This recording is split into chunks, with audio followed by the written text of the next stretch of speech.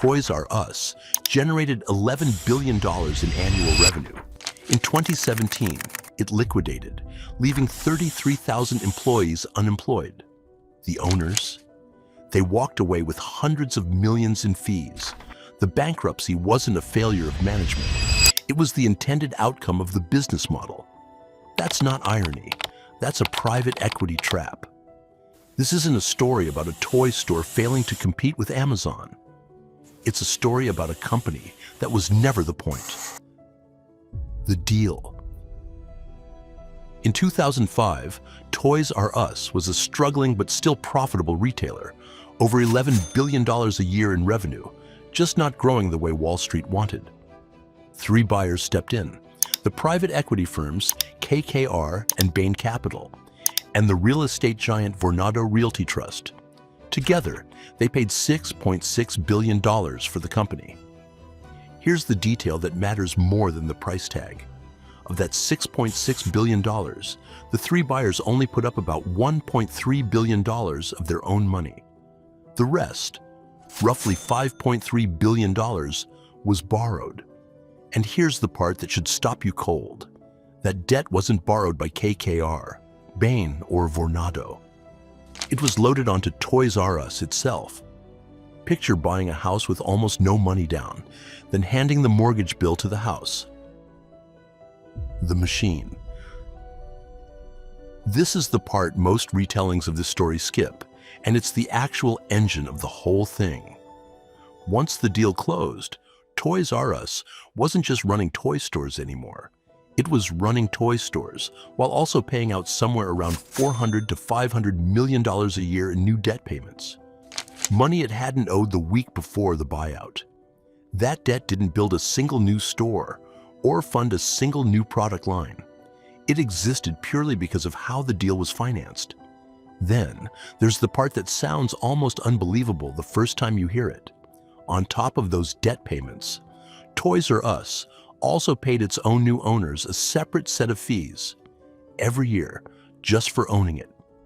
These were real invoices sent from KKR, Bain, and Vornado to the company they had just bought for advisory and management services. The company was basically billed for the experience of being bought. None of this required the stores to succeed. The fees got paid whether sales were up or down. The interest got paid whether the toy business was healthy or not. Over the years that followed, Toys R Us paid out roughly $183 million in advisory fees alone, split more or less evenly between the three owners. That's on top of the debt payments, on top of whatever the stores were actually earning that year. Sit with what that arrangement actually means. KKR, Bain, and Vornado had built a structure where they got paid for owning Toys R Us, long before anyone found out if that was even a good idea. It's the equivalent of a landlord charging you rent to live in an apartment, then also charging you a separate fee just for the paperwork of being your landlord. Every single year, regardless of whether the building is falling apart. This is the trick sitting at the center of the whole story. In a deal built like this, the company doesn't have to succeed for the deal to succeed. The debt isn't a risk the owners are taking on.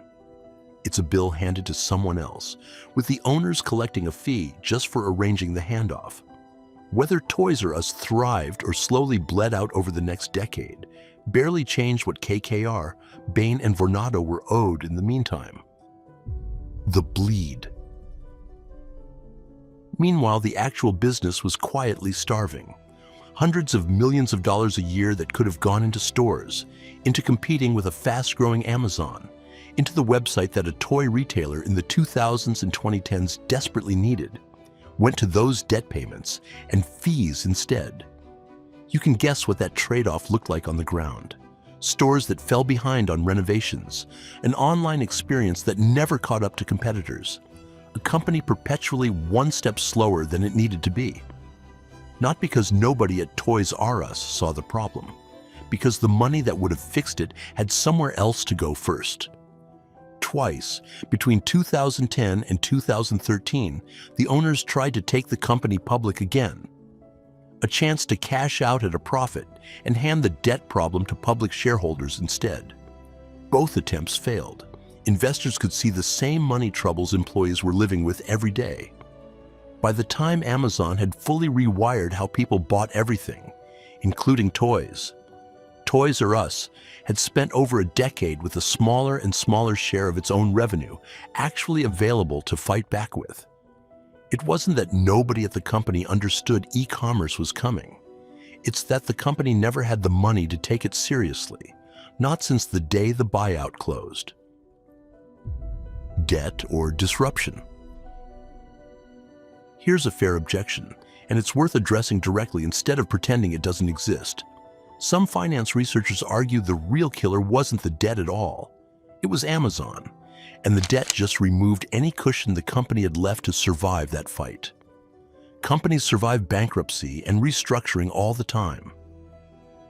Toys R Us's core problem, this argument goes, was a retail business that had stopped adapting. That's not wrong. But it's not the whole picture either. A company with $5 billion less debt and the same Amazon problem has options. Renegotiate leases, invest in e-commerce, take a real swing at reinvention. A company already sending $400 million a year out the door before it even opens its doors has none of those options left. The debt didn't cause the disruption. It made sure there was no way to survive it. And once you see exactly where that money went instead, the whole thing gets a lot harder to defend. The payout. Here's where the story stops being about a company at all. When the buyout closed in 2005, the outgoing CEO walked away with a payout of over $65 million. Over the 12 years that followed, KKR, Bain, and Vornado collected roughly $460 to $470 million combined in fees and interest from the company they owned. Money that came directly out of Toys R Us, the same company that couldn't find $400 million a year to modernize its stores or build a real online business. When the bankruptcy finally came in 2017, the owner's original $1.3 billion, their own money, was effectively wiped out. On paper, that's a failure. On a spreadsheet somewhere at each of these firms, it's a loss they can write off. But the fees were already collected. The interest was already paid. Whatever that money was worth at the end, the machine had already extracted its return on the way there.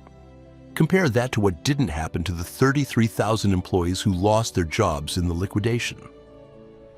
There was no fee structure protecting them on the way down. There was no guaranteed payment regardless of outcome. They were exposed to the exact risk the owners had engineered themselves out of. The lesson. Most of the companies on this channel died because someone made the wrong bet and the market punished them for it. Toys R Us is different, and that's what makes it worth understanding. The people who controlled the company weren't betting on Toys R Us succeeding. They built a structure where they got paid on the way in, kept getting paid the whole way through, and only risked the part of their money that was already the smallest slice of the deal. The lesson isn't just debt is dangerous, though it clearly is. It's this: before you assume everyone in a deal is rowing in the same direction, check who gets paid regardless of the outcome and who only gets paid if it works. Those are two very different games being played at the same table, wearing the same jersey. Toys R Us didn't die because nobody saw Amazon coming. It died with a bill already fully paid to the people who were supposed to be steering it away from the iceberg. Next time. A company that had the winning hand sitting right in front of it turned it down on purpose and then spent the next decade insisting the game hadn't changed. Subscribe if you want to see the pattern before it repeats.